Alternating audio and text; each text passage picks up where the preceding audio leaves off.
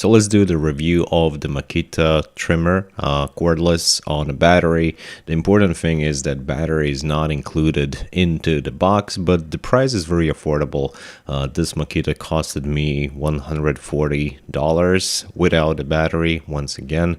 So inside the box we will find everything dismantled. The trimmer itself is in the two parts. All of the other parts are just in a separate container, so you have yourself to put inside. And there's also a strap for the shoulder if you don't want to carry it around with your hands.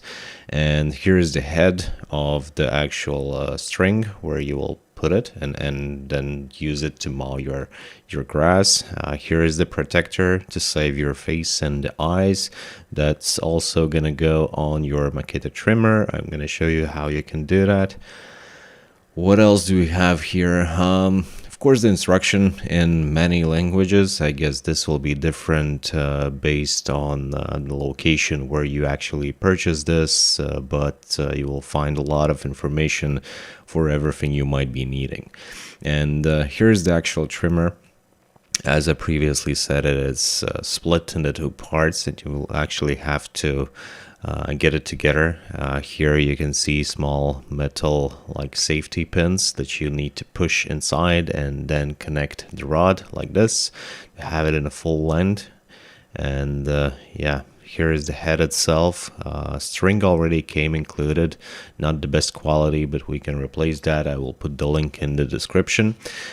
You just need to screw it on, and yeah, I made a mistake here in the beginning. You need to screw it counterclockwise just to make sure that when the trimmer is actually working, it doesn't get loose and hit your head.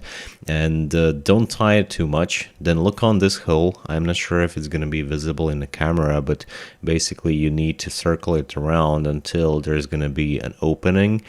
And inside this opening you need to put whatever. This tool will work. It came inside, and then you can tighten it a bit more, but again, not too much, right? Just with a hand strength.